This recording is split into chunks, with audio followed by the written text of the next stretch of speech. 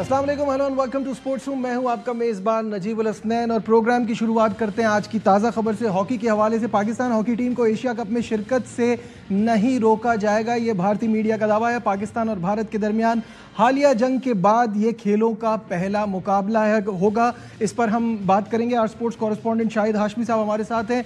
शाहिद साहब, Asia cup hockey tournament 2025 की मेज़बानी भारत के पास है और भारतीय वजारत खेल को पाकिस्तान की शमूलियत की हुकूमती इजाज़त मिल गई है। क्या अपडेट्स हैं? देखिए, भारतीय मीडिया रिपोर्ट कर रहा है, अच्छी खुश आइंद खबर है, अच्छी पेशरफ्त है। और ये पिछले 2 महीने से पाकिस्तान हॉकी फेडरेशन भी एशियन हॉकी फेडरेशन से और इंटरनेशनल हॉकी फेडरेशन से राब्ते में थी कि 2 टूर्नामेंट इस साल भारत में होने हैं। पहले एशिया कप अगस्त सितंबर में और फिर उसके बाद नवंबर में जूनियर वर्ल्ड कप। उसके भी ड्रॉस का ऐलान हो गया है। तो पाकिस्तान को ये एक एश्योरेंस दी जाए कि पाकिस्तान को भारत की हुकूमत वीजे देगी और पाकिस्तान की शिरकत को यकीनी बनाया जाएगा। एशिया कप इस लिहाज से इम्पोर्टेंट है कि ये अगले साल होने वाले वर्ल्ड कप का क्वालिफाइंग राउंड होगा। जो टॉप 2 टीमें होंगी वो मेरे हिसाब से अगले साल वर्ल्ड कप में जो बेल्जियम और नेदरलैंड में होना है उसके लिए क्वालिफाई करेंगी। तो एशिया कप पाकिस्तान के लिए इम्पोर्टेंट है।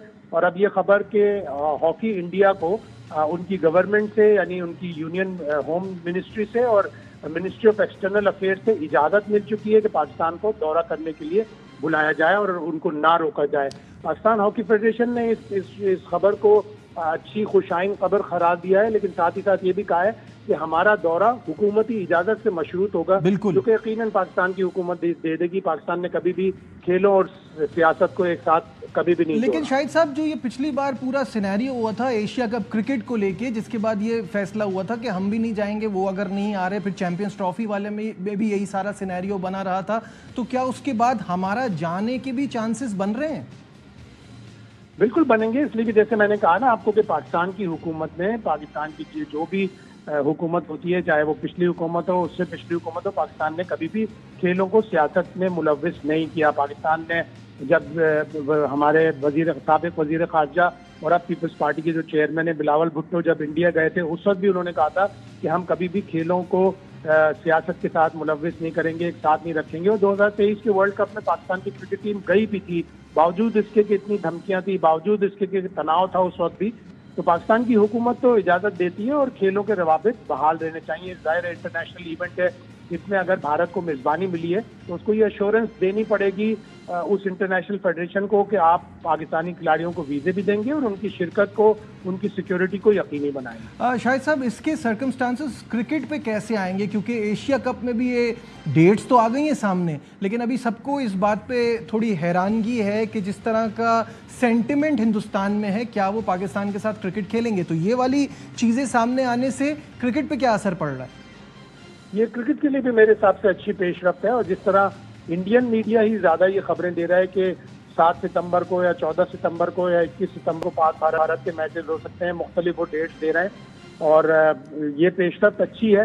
इससे यकीनन क्रिकेट पे भी अच्छा असर पड़ेगा। और एशिया कप भी अगेन एक कॉन्टिनेंटल इवेंट है, कोई बायलैटरल सीरीज की हम बात नहीं कर रहे हैं। तो जितने भी मल्टीनेशनल इवेंट होने चाहिए उनमें दोनों मुल्कों की शिरकत यकीनी होनी चाहिए, चाहे वो हमारे यहाँ ना आए, चाहे हम उनके यहाँ ना जाएं, लेकिन न्यूट्रल वेन्यू पे तो कम से कम मल्टीनेशनल इवेंट्स खेलने चाहिए। ठीक है, बहुत बहुत शुक्रिया। स्पोर्ट्स कॉरेस्पॉन्डेंट शाहिद हमारे साथ थे और ये जो रीसेंट डेवलपमेंट हुई है उस हवाले से हमें अपडेट कर रहे थे। पाकिस्तान क्रिकेट में एक ब्रेक आ गया है काफ़ी अरसे से और अब अगला जो हमारा चैलेंज है, अगला इम्तिहान है, वो बांग्लादेश के खिलाफ बांग्लादेश में T20 सीरीज़ है, जिसके लिए कौमी टीम का ऐलान जो है वो 2 से 3 रोज़ में एक्सपेक्टेड है।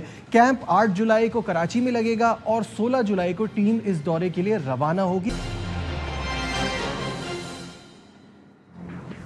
Glad to have you back once again to sports room. और ब्रेक पे जाने से पहले हमने आपको रिपोर्ट दिखाई थी बांग्लादेश सीरीज़ के हवाले से। इस पर बात करने के लिए आपके जाने पहचाने फॉर्मर टेस्ट क्रिकेटर हमारे एक्सपर्ट बासित अली हमारे साथ हैं। बासित भाई, अस्सलाम वालेकुम। सबसे पहले ये जानना चाहूँगा कि बांग्लादेश से हमने होम में सीरीज़ जीती, बहुत अच्छा खेला, अब उनके घर में जाके खेल रहे हैं, वहाँ भी आप क्या इसी तरह की परफॉर्मेंस एक्सपेक्ट कर रहे हैं? और क्या ये T20 वर्ल्ड कप के लिए जो तैयारी है ये सही डायरेक्शन में जा रही है? वालेकुम सलाम नजीब मियाँ, खैरियत से? माशाल्लाह माशाल्लाह, हैंडसम लग रहे हैं आज तो आप। आपने जो सवाल करा ना कि बांग्लादेश जैसे हम जीते अब उनके घर जा रहे हैं, इसके 2 पहलू हैं। एक आप टेस्ट चैंपियनशिप में वाइट वॉश हुआ था, बांग्लादेश ने आपको वाइट वॉश करा था। उसके बाद ये जो टीम आई है ये पूरे प्लेयर्स पे मुकम्मल नहीं थी। इसमें शांतु जो उनका मेन प्लेयर है वो पानी पिला रहा था, पहली चीज़। उनकी यंग टीम थी, हमारी भी यंग टीम थी। हमारी टीम में ना रिजवान था, ना बाबर था, ना शाहीन था। इसलिए जीत जो है ना ये ज़्यादा नुमाया हुई है। इसमें हारिस ने अच्छा परफॉर्म करा, साइम ने रन्स करे आखिरी मैच में, वो हसन बच्चे ने परफॉर्मेंस करी। हसन तो अच्छा परफॉर्म कर रहा है, अच्छा खेल भी रहा है। तो इस वजह से ये हाईलाइट हुई कि हम जीत नहीं रहे थे। अब जो आपने बोला कि हम बांग्लादेश जाएंगे, क्या टीम खेलेगी, क्या उन्होंने तो तैयारी शुरू कर दी है वर्ल्ड कप की। अगर हम यही टीम वर्ल्ड कप तक रखते हैं तो हमारी तैयारी होगी, लेकिन हम लोगों को हार इतनी अच्छी नहीं लगती है। हम लोगों को जीत पसंद है। ये देखना है कि ये हवा जीत वाली कब तक चलेगी। उसके बाद बांग्लादेश की सीरीज के बाद आपको जो वेस्ट इंडीज में इम्तहान होना है ना, वो टेक्निकली भी और टैक्टिकली भी बड़ा डिफरेंट है को। बिल्कुल सही कह रहे हैं। यही मेरा अगला सवाल भी आपसे यही है कि अभी तो हम लोअर रैंक टीमों से खेल रहे हैं, वीक अपोजिशन से खेल रहे हैं, तो हमें अपने नए लड़कों में भी बड़ा दम नज़र आ रहा है, क्रिकेट भी अच्छी लग रही है। क्या आपको लगता है कि इसी तरह की परफॉर्मेंस हम एशिया कप में और आगे फिर वर्ल्ड कप भी करीब है उसमें दे पाएंगे, या उससे पहले आप चेंजेस एक्सपेक्ट कर रहे हैं? मेरा बिलीव ये है कि हमारे मुल्क में, मैं अपना मुल्क की बात करूंगा क्योंकि मैं यहाँ रहता हूँ, मैंने यहाँ के सिस्टम को बहुत क्लोजली वॉच करा। यहाँ पे हवाएं बहुत जल्दी चेंज होती हैं। जिस तरह चेयरमैन चेंज हो रहे थे ना बीच में, इसी तरह कप्तान भी चेंज होते हैं, कोचेज भी चेंज होते हैं। तो इस टीम का, और जो सीनियर अभी टीम में नहीं है, मुझे लगता है हवा चेंज होगी। मैं इस तरह डिफाइन करना चाहूँगा, स्पेशली वेस्ट इंडीज़ टूर के बाद। अगर अब पाकिस्तान टीम वेस्ट इंडीज़ में जीत कर आती है तो फिर आप भूल जाएं कि बाबर, रिजवान आपको वर्ल्ड कप में नज़र आएंगे। पाकिस्तान अगर हारी तो आपको ये दोनों नज़र आएंगे, क्योंकि बिग टूर्नामेंट है, एशिया कप भी और वर्ल्ड कप भी, उसमें आपको ज़रूरत पड़ेगी। ये मेरा मानना है। यूटिलाइजेशन कैसे होगी ये देखना है। अब ये थोड़ी कि बाबर ने ओपनिंग करनी है या रिजवान ने ओपन करनी है। समझदार कोच कभी भी रिजवान को ओपन नहीं कराएगा, वो नंबर 5-6 पे लाएगा। उसको यहाँ पे खिलाया नहीं अभी तक लोगों ने। तो मेरा ये मानना है। बाकी जो आपने सवाल करा, मेरा यही जवाब है कि हवाएं इस मुल्क में बड़ी जल्दी चेंज होती हैं, और कौन अभी गुड बुक में हो सकता है एक सीरीज के बाद वो बनाओ। अच्छा, ज़रा बता रहे हैं कि कोच और कप्तान की मुशावरत हो गई है और टीम बस अब अनाउंस होने वाली है 2-3 दिन में, और इंजरी की वजह से शादाब खान टीम का हिस्सा नहीं है। तो क्या वो वापस टीम में जगह बनाने में कामयाब हो जाएंगे? और अब तक हम कोई ऑल्टरनेट या कोई दूसरा ऑप्शन स्पिन बॉलिंग ऑलराउंडर का क्रिएट क्यों नहीं कर पा रहे? ऐसा ये बड़ा दिलचस्प सवाल करा आपने, कप्तान और कोच। तो इसमें आपने आकिब का नाम नहीं बोला, क्योंकि आकिब ही इस वक्त बॉस है ना पाकिस्तान क्रिकेट में। ओरिजिनली जो बॉस है वो आकिब जावेद है, चाहे आप उसको चीफ सेलेक्टर बोलें, जो भी बोलें, उसकी भी राय शामिल होगी। और उन्होंने ये टीम बना ली। अभी जब अनाउंस होगी तो देखेंगे। लेकिन ये आप ज़रूर देखिएगा कि जो फॉर्मेशन बनेगी ना, जो टीम बनेगी, कौन कहाँ पे मतलब सूट करता है प्ले। अगर वेस्ट इंडीज़ में तो सुफियान मुकीम बहुत डेंजरस बॉलर होगा, अब्बार बहुत डेंजरस बॉलर होगा। अब आपने सवाल भेजा कि शादाब की इंजरी, दुआ है उसके लिए कि जल्दी ठीक हो। अगर अपनी फॉर्म में हो बॉलिंग में तो बेहतरीन बॉलर है, फॉर्म नहीं है उसकी। जहाँ पे वो बॉल करता है, जहाँ से वो आउट करता था, अनफॉर्चुनेटली अभी वहाँ से बॉल उसका गिर नहीं रहा है। हमारी क्या, हम पूरे पाकिस्तान की दुआ है कि शादाब जल्दी से फिट हो और अच्छा परफॉर्म करे। अच्छा परफॉर्म करेगा तो पाकिस्तान को, मतलब उसको उसकी ज़रूरत है। नहीं करेगा तो फिर यही बात हो जाएगी कि क्यों ले लिया। लेकिन वाइस कप्तान जो बनाया वो मेरे हिसाब से गलत बनाया था, उसको एज ए प्लेयर ही लेना चाहिए था। और बाकी कोई बना क्यों नहीं, ये तो जो पाकिस्तान क्रिकेट बोर्ड में जितने भी प्रोफेसर्स हैं वही अच्छा बता सकते हैं कि उन्होंने प्लेयर के पीछे प्लेयर लगाया हुआ था। अब थोड़ी सी रेड बॉल के हवाले से बात कर लें कि लास्ट ईयर जो हमने टेस्ट साइकिल को फिनिश किया तो हम उस पर आखिरी नंबर पर आए और उस वक्त असिस्टेंट कोच थे अजहर महमूद। अजहर महमूद को जो है वो हेड कोच बना दिया है। आप इसको क्या, एक तो ये कि इसको दुरुस्त फैसला समझते हैं, और अगर बनाना ही था तो या तो पूरे टाइम के लिए बनाया जाता। अब उनके अंडर 2 ही सीरीज हमें मिल रही हैं, तो अगर वो उसमें कुछ ऊपर नीचे होता है तो फिर तब्दीली की बातें शुरू हो जाएंगी। नजीब देखो, मैंने इस तरह बात करनी है कि ये प्रमोशन हुई है अजहर महमूद की, लेकिन good luck to him. 2 series हैं, क्योंकि अजहर का ये बयान भी, स्टेटमेंट भी चला था हमारे पास क्वालिटी स्पिनर नहीं है। अब वो उसको मेरे ख्याल है उस स्टेटमेंट को डस्टबिन में डाल देना चाहिए। अब बात करनी चाहिए कि अजहर किस तरह सीरीज जीतेगा। अभी तो यही बोला ना, इंटरम कोच अब अजहर के ऊपर है कि वो किस तरह डिलीवर कराता है लड़कों से, किस तरह परफॉर्मेंस लेता है और किस तरह सीरीज जीतता है। पाकिस्तान में साउथ अफ्रीका को हराना इतना मुश्किल नहीं है यार, बहुत आसान है।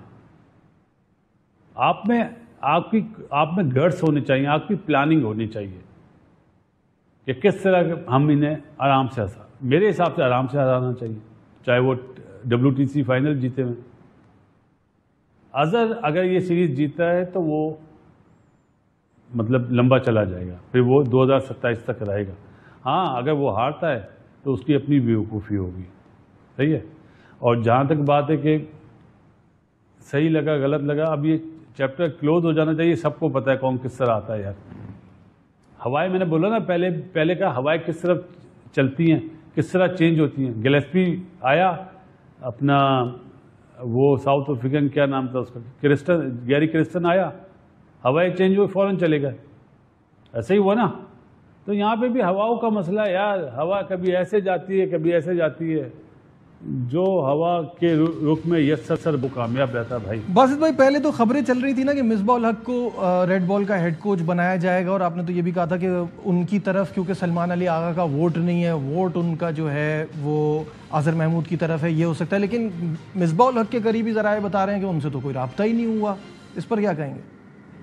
कि जो आपने बात बोली, मिसबाह बन गया था, मिसबाह ही हेड कोच बना था, सही है। अगर कोई ये बोलता है कि हमने उससे पूछा नहीं, गलत बात है। मिसबाह हेड कोच बन चुका था, लेकिन मैंने क्या बोला, बॉस कौन है आजकल? आकिब जावेद। मेंटोर्स की छुट्टी हो गई ना, नहीं रहने दिया आकिब ने। मैं बड़मला बोलता हूं, आकिब को पसंद ही नहीं था, क्योंकि आकिब की जो फिलॉसफी है वो डिफरेंट है। जिन्होंने मेंटोर लगाया था वो फिलॉसफी डिफरेंट थी। तो अब इस वक्त तो आकिब बॉस है, जो वो बोलेगा वही होगा। हाँ, ये देखेंगे अजहर महमूद के साथ बैटिंग कोच कौन लगेगा। ये बड़ा 16 आने वाला, मतलब एक क्या बोलते हैं $1 मिलियन क्वेश्चन है ये, कि बैटिंग कोच कौन लगेगा, वो देखेंगे, फिर इंशाल्लाह उस पर बात करेंगे। थोड़ा सा हिंट तो है हमारे पास, लेकिन अभी कर कंसिस्टेंसी तो खैर बासित भाई हमारे यहाँ किसी चीज़ में भी नहीं है ना। अभी हम बाकी चीज़ों पर बात करें, यहाँ टेस्ट टीम के कप्तान के ऊपर भी तलवार लटक रही है। आपको लगता है कि शान मसूद की पोजीशन खतरे में है, और अगर उनको हटाया जाए तो किसको बनाया जाए और क्यों? अब जो शान मसूद की बात करी ना, शान जिस तरह का बहादुर बैट्समैन है ना, उस तरह का बहादुर कप्तान नहीं है। मुझे अफसोस इसलिए ये जुमला कहना पड़ता है, मैंने UBL में देखा है शान को यूनुस खान के साथ रहते हुए, उसके साथ बातें करते हुए, उसके साथ ग्राउंड के अंदर टाइम गुजारते हुए, उसके बाद भी वो कप्तानी नहीं सीख सका। बड़ा अफसोस हुआ। किताबी कप्तानी नहीं होती है टेस्ट मैच में। आपको टेक्निकली, मेंटली बहुत स्ट्रांग होना पड़ता है। आपको लड़कों से काम लेना आना चाहिए। वो अनफॉर्चुनेटली शान नहीं कर पाया। शान स्पिन पिच बनाते हुए डरता था यार, अफसोस हुआ। इतना ज़बरदस्त बैट्समैन, सबसे पहले मैंने ही आवाज़ उठाई थी कि इतनी अच्छा बैट्समैन है, इसको आप कप्तान बनाए, कि किसी सियासत में नहीं है। लेकिन उसके बाद इस तरह डर के कप्तानी करी, मुझे बहुत अफसोस हुआ, क्योंकि मुझे बहुत उम्मीद थी इससे। लेकिन जो बातें पता चली बीच से कि ये सोच है, तो बड़ा अफसोस हुआ। और अब मेरा नहीं ख्याल कि शान कप्तान बरकरार है अभी तक। हो सकता है हवाएं चेंज हो जाए। अभी अक्टूबर में मेरा ख्याल है सीरीज, माइट भी हो सकता है, लेकिन मुझे नज़र नहीं आ रहा शान। अभी ऑफ सीजन में थोड़े कैंप्स वैम्प्स लगा रहा है, स्किल डेवलपमेंट के भी लगे हैं कैंप, और उसमें खिलाड़ी मेहनत करते हुए नज़र आ रहे हैं। क्या ये दुरुस्त तरीका है? आप समझते हैं ये ठीक है? और दूसरा ये कि आपके ज़माने में, आपके दौर में इस तरह के कैंप्स लगते थे? जिस तरह आपको याद है ना चैंपियंस कप हुआ था, तो मैंने क्या जुमला कहा था, waste of time waste of money. तो ये जो स्किल कैंप है ना, ये वाला शॉट, या चलो इस तरह मिसाल दे देता हूँ, दुनिया का सबसे अच्छा बैट्समैन जो है ना वो ऑन साइड का होता है, चाहे सर विवियन हो, Allan Border, great Javed Miandad, Sunil Gavaskar साहब, महेंद्र अमरनाथ साहब, कोई भी आप प्लेयर ले लें, पाँव पे बॉल मिलती है चौका, क्योंकि फील्डर 6 ऑफ साइड पे होते हैं ना, सही है। और सबसे खराब प्लेयर जो होता है ना वो छोटा 5 साल का बच्चा होता है, उसको जब बॉल यूं फेंकोगे ना वो ऐसे ही मारेगा। तो किस बात का स्किल कैंप है ये? कौन इस तरह शॉट खाएगा जब बॉल यहां पे आएगी? ये तो इस तरह फेंक रहे हैं मशीन, बॉलिंग मशीन से और हाथ से कि मारो सीधा, पहले से पता ना यहां बॉल आ रही है। क्या लेफ्ट साइड पे ही होता है ग्राउंड? अरे भाई एक्स्ट्रा कवर के ऊपर से मारना सिखाओ, मिड ऑफ पे छक्का मारना सिखाओ, ये तो स्किल डेवलपमेंट होगी। और स्किल डेवलपमेंट कैंप जो ये शोशे है ना, ये मैं आपको सीरियसली बता रहा हूँ, अंडर 13 और अंडर 15 के लिए होती है ये तैयारी, उन बच्चों को करा।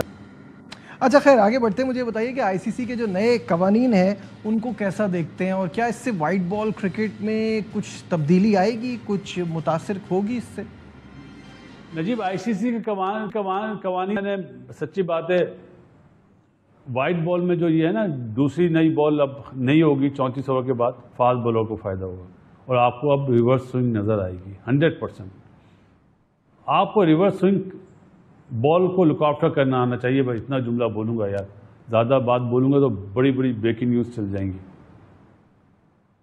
आपको बॉल का ख्याल करना आना चाहिए बस। बाकी आखिरी 16 ओवर में फास्ट बॉलर अब इतनी आराम से पिटाई नहीं खाएंगे।